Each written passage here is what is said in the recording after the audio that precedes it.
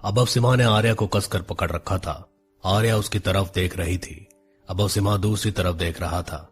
जैसे ही उसने चेहरा आर्या की तरफ घुमाया, दोनों के चेहरे एकदम पास आ गए। आर्या ने अपने हाथ से अपने मुंह की तरफ इशारा किया। अबब सिमा ने उसके मुंह की तरफ देखा। उसने अभी भी एक हाथ से उसका मुंह बंद कर रखा था। अबब सिमा ने कहा, मैं हाथ हटा रहा हूं, बस चिल्लाना मत, वरना वो फिर हमारे हाथ से निकल जाएगा।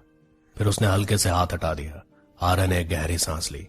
अबब सिमा ने उसकी तरफ देखा। आर्या का रंग वैसे ही हल्का सा सांवला था, पर ज्यादा कसकर पकड़ने की वजह से उसका मुंह बंदर की तरह लाल हो चुका था। अबब सिमा उसे देखकर हल्का सा हंस दिया। आर्या ने उसकी तरफ देखा और फिर कहा, तुम। तभी अचानक अबब सिमा ने दोबारा हाथ रख दिया उसके मुंह पर, मगर इस बार उसने हल्के से ही रखा। अबब सिमा ने बिल्कुल हल्के स्वर में कहा, पागल हो क्या? मैंने कहा ना चिल्लाना मत, बाहर अगर उसने सुन लिया तो। आर्या ने उसका हाथ हटाया और फिर उसके जैसे ही हल्के स्वर में कहा, तुम यहां पर क्या कर रहे हो? अबब सिमा ने कहा, जो रायता तुम फैलाने आई हो ना, उसे समेटने आया हूं। आर्या ने उसे घूर कर देखा। अबब सिमा ने कहा, बाद में घूरना मुझे, फिलहाल तुम बाहर जाओ, वरना उसे शक हो जाएगा। मैं तुम्हारे पीछे ही रहूंगा। आर्या ने सिर हिला दिया। वो साया इधर उधर देख रहा था। आर्या थोड़ी देर पहले उसकी नजरों के सामने थी, पर अब उसे आर्या कहीं नहीं दिख रही थी। तभी पीछे एक आवाज आई, मैं यहां पर हूं। वो साया पलटा। उसने आर्या की तरफ देखा। आर्या उसकी तरफ बढ़ी, पर तभी उस साय ने एकदम से कहा, स्टॉप देयर। आर्या रुक गई। उस साय ने कहा, जो बात होगी वहीं से होगी। आर्या ने कहा, तुमने मुझे प्रूफ देने के लिए बुलाया था, पर पहले तुम हो कौन? वो लोग बातें कर रहे थे और अबब सिमा ठीक आर्या के पीछे पिलर के पीछे खड़ा था। वो बिल्कुल तैयार था और उस साय की हरकतों पर नजर बनाए हुए था। साय ने आर्या की तरफ गौर से देखा। आर्या ने उसकी आंखों में देखा। अचानक से आर्या की आंखें बड़ी हो गई। आर्या ने एकदम से कहा, तुम? उसके कहते ही उस साय ने एक गन निकाल ली। आर्या चौंक उठी। वो एकदम पीछे हट गई। साय ने कहा था ना अकेले आना। पिलर के पीछे खड़ा अबब सिमा भी चौंक उठा। उस साय ने गन तैयार की। उसने जैसे ही गोली चलाई, अबब सिमा कूद कर बाहर आया। उसने आर्या को बाहों में लिया और दूसरी तरफ कूद गया। आर्या और अबब सिमा दूसरी तरफ कूद गए। आर्या अबब सिमा के ऊपर थी और अबब सिमा ने उसको कस कर पकड़ रखा था। आर्या की आंखें फिर से बंद थी। उस साय ने एकदम से उन दोनों को घूरा और बाहर की तरफ भाग गया। अबब सिमा ने उसे भागते हुए देखा।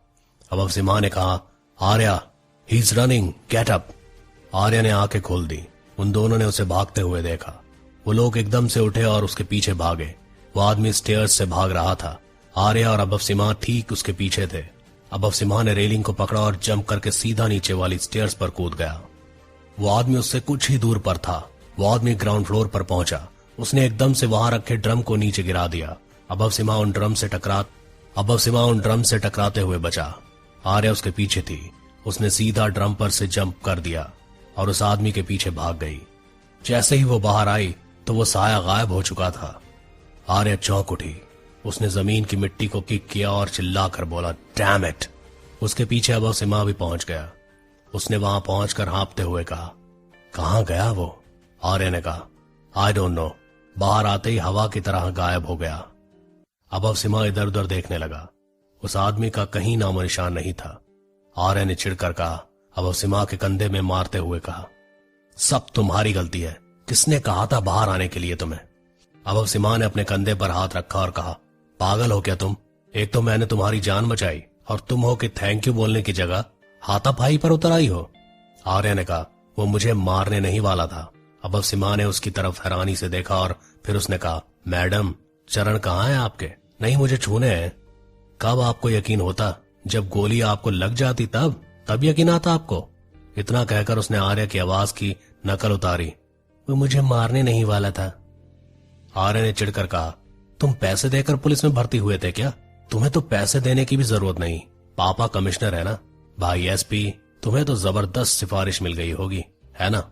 अबब सिमा ने उसकी तरफ उंगली करते हुए कहा, हे, मैं अपनी काबिलियत से यहां पहुंचा हूं, समझ में आया ना? कोई सिफारिश लेकर नहीं। आर्या ने उसकी उंगली पकड़कर नीचे करते हुए कहा, तो तुम्हें पता होना चाहिए कि वो चाहता तो तुम्हारे बाहर आने के बाद भी गोली चला सकता था, जब हम गिरे पड़े थे, बेवकूफ। अब अवसीमा सोच में डूब गया। आर्या ने कहा, वैसे भी उसने गोली मुझ पर नहीं पिलर पर चलाई। शायद उसे शक हो गया था या फिर वो देखना चाहता था कि मैं सच में अकेली हूं या नहीं। अब अवसीमा ने कहा, ओ। आर्या ने उसकी नकल उतारते हुए कहा, हाँ। इतना कहकर उसने दूसरी तरफ देखा। उस तरफ देखते ही उसने कहा, व्हाट द, ये किसने किया? अब अवसीमा ने उसकी तरफ देखा और फिर वो उस तरफ देखने लगा जिस तरफ आर्या देख रही थी। आर्या अपनी कार की तरफ देख रही थी। उसके चारों टायर पंक्चर थे। आर्या और अब अवसीमा कार के पास पहुंचे। आर्या ने कहा, ये क्या बच्चों वाली हरकत है? अब अवसीमा ने कहा, शायद वो कंफर्म करना चाहता था कि तुम उसका पीछा ना कर पाओ, इसलिए उसने ऐसा किया। अब अवसीमा ने आगे से कहा, डोंट वरी, मैंने कार कुछ दूर पार्क की है, हम उसमें चले जाएंगे। आर्या ने कहा, मैं अपना फोन ले लूं। आर्या ने फोन निकाला। अब अवसीमा ने कहा, तुमने इसे ऑफ क्यों कर दिया था? आर्या ने कहा, अरे इसकी चार्जिंग खत्म हो गई। इतना कहते कहते आर्या ने चौंक कर उसकी तरफ देखा और फिर कहा, तुमने मेरा फोन ट्रैक किया? अब अवसीमा ने कहा, हमारे पास और कोई रास्ता नहीं था, चलो अब। इतना कहकर अब अवसीमा आगे आगे चलने लगा। आर्या तेज चलकर उसके पास पहुंच गई और उसने कहा, हम मतलब? अब अवसीमा ने कहा, मैं और तुम्हारे दोनों भाई। आर्या ने हैरानी से कहा, वरिष्ठ और वशिष्ठ? डोंट टेल मी कि उन्होंने तुम्हारी मदद की। अब अवसीमा ने कहा, वो अपनी बहन के लिए कुछ भी कर सकते हैं। जब मैंने उनसे कहा कि तुम अकेली कहीं निकल गई हो गाड़ी लेकर और फोन नहीं उठा रही हो, तो उन लोगों ने फोन ट्रैक करने में मदद की मेरी। आर्या ने कहा, पर मेरा फोन तो बंद पड़ गया था। अब अवसीमा ने कहा, इसके लिए तुम्हें अपने बाबा साहिब के लिए थैंक यू कहना चाहिए। उन्होंने तुम्हारे हर घर की हर बाइक और हर गाड़ी में ट्रैकर लगवा रखा है। वशिष्ठ को यह चीज टाइम पर याद आई और उसने तुम्हारी गाड़ी ट्रैक की, तभी मैं तुम तक पहुंच पाया। इतना कहते हुए वो कार तक पहुंचे। अब अवसीमा ने कार रोड से हटाकर जंगल जैसे में लगाई थी। आर्या ने उसकी तरफ देखा तो अब अवसीमा ने कहा, ताकि किसी को दिखे ना, तुम यहां रुको, मैं कार लेकर आता हूं। आर्या ने सिर हिला दिया। अब अवसीमा आगे बढ़ा, तभी आर्या को पेट्रोल की तेज स्मेल आई। वो चौंक उठी। उसने अब अवसीमा की तरफ देखा, वो कार की तरफ बढ़ रहा था। आर्या चिल्लाई, अबब! अब अवसीमा उसकी तरफ पलटा। आर्या भागी और उसने अब अवसीमा को पकड़कर नीचे झुका दिया। वो दोनों बैठ गए। अब अवसीमा ने कहा, तुम कर क्या रही हो? उसने कहते कहते ही पीछे एक जोरदार धमाका हुआ। दोनों कांप उठे। अब अवसीमा ने हैरानी से पीछे की तरफ देखा। कार के चीथड़े उड़ चुके थे। दोनों थोड़ी देर बाद उठ गए और कार की तरफ देखने लगे। अब अवसीमा ने एक गहरी सांस ली और फिर कहा, यह गलत बात है। कार उड़ाने से पहले ये तो देख लेते कि कितनी महंगी है। आर्या ने कार की तरफ देखते हुए कहा, वह अकेला नहीं था। अब अवसीमा ने उसकी तरफ देखा तो आर्या ने कहा, उसके आदमी आसपास ही थे। तभी उसे पता चला कि तुम बिल्डिंग में पहुंच चुके हो।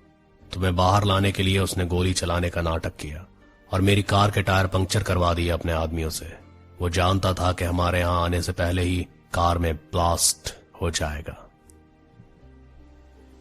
वो हमें इतनी आसानी से मारना नहीं चाहता, वो कुछ और ही चाहता है। अब अवसीमा ने कहा, पर यह है कौन? एम कौन है ये? आर्या ने उसकी तरफ हैरानी से देखा और फिर कहा, एम? अब अवसीमा ने कहा, हाँ, एलिवेटर वाले दिन मुझे एक ब्रेसलेट मिला था, पर कौन है अभी तक पता नहीं चला मुझे। आर्या ने एक गहरी सांस ली और फिर कहा, यहां रहना खतरे से खाली नहीं है। अब अवसीमा ने कहा, पर जाएंगे कैसे? आर्या ने कहा, फोन करो किसी को। अब अवसीमा ने कहा, ओ हाँ, और इतना कहकर वो अपने पॉकेट देखने लगा। अचानक उसे एकदम से कुछ याद आया और उसने कहा, ओह शिट। आर्या ने उसकी तरफ देखा और फिर कहा, अब क्या हुआ? अब अवसीमा ने उसकी तरफ देखा और फिर वो एकदम नर्वस होकर मुस्कुरा दिया। आर्या ने कहा, डोंट टेल मी। अब अवसीमा ने हाँ में सिर हिला दिया और फिर कहा, आई एम सॉरी। आर्या ने आंखें बंद करके चेहरा दूसरी तरफ किया और कहा, डैम शिट। इतना कहकर उसने अब अवसीमा की तरफ देखा और फिर कहा, या अपना फोन कार में कौन छोड़ता है? अब अवसीमा ने कहा, चिल्लाओ मत, तुमने क्यों चार्ज नहीं किया अपना फोन? आर्या चुप हो गई।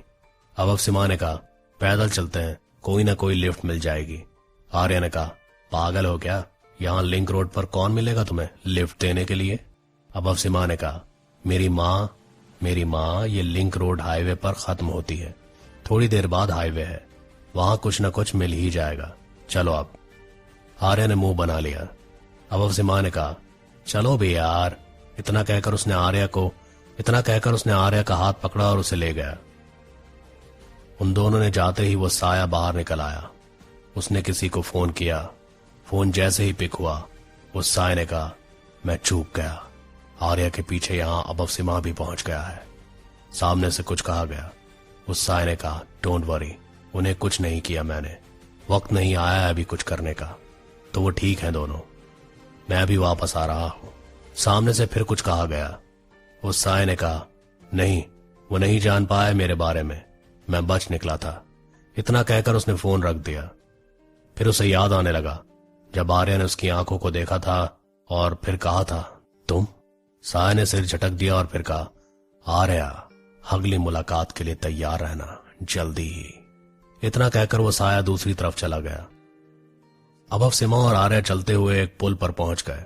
आर्या रेलिंग पर बैठ गई। अबव सीमा ने उसकी तरफ हैरानी से देखा और फिर कहा, क्या हुआ? आर्या ने हाफते हुए कहा, no, I can't walk any more. अबव सीमा ने कहा, मैं भी तो चल रहा हूं ना। आर्या ने उसकी तरफ देखा और फिर कहा, तुम्हारी तरह मैंने पुलिस एकेडमी की ट्रेनिंग नहीं ले रखी है ना, और वैसे भी मैं कल रात से थकी हुई हूं, तुम्हारा क्या है, तुम तो आराम से सो। इतना कहते हुए आर्या को पिछली रात की अबव सीमा की बातें याद आई। वो चुप हो गई। अबव सीमा ने कहा, ये सिक्स पैक और जिम दिखावे के लिए है क्या? चलो वरना मैं खुद ही चला जाऊंगा। आर्या ने हाथ हिलाते हुए कहा, जाओ, रोका है किसी ने क्या? जब मेरी थकान कम हो जाएगी मैं खुद ही आ जाऊंगी।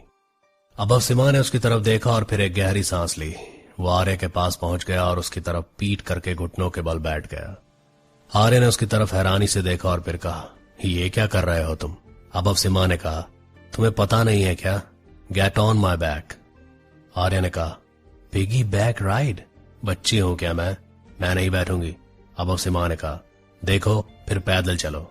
आर्या ने एक गहरी सांस ली और फिर उसने अबव सीमा की पीठ की तरफ से उसके गले में बाहें डाल दी। अबव सीमा मुस्कुरा दिया। उसने आर्या की टांगों को पकड़ा और उसे अपनी पीठ पर उठा लिया। अबव सीमा ने कहा, दिखने में तो तुम हल्की फुल्की हो, पर रियल में बहुत भारी हो। आर्या ने उसकी तरफ देखा और फिर कहा, तुम्हें ही शौक था मुझे पिगी बैक राइड देने का, अब भुगतो। इतना कहकर उसने उसके गले में डाली हुई बाहों को कस लिया।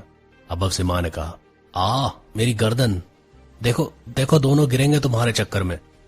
आर्या ने पकड़ ढीली कर दी। अबव सीमा चल पड़ा। उसने आर्या को कसकर पकड़ रखा था ताकि वो गिरे ना।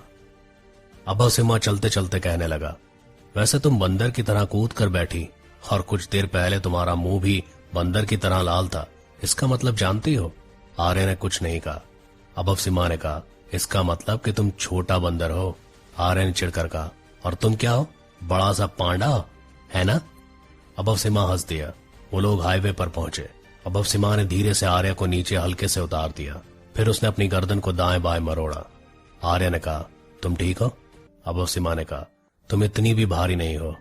तभी उन दोनों के ठीक सामने एक कार आकर रुकी।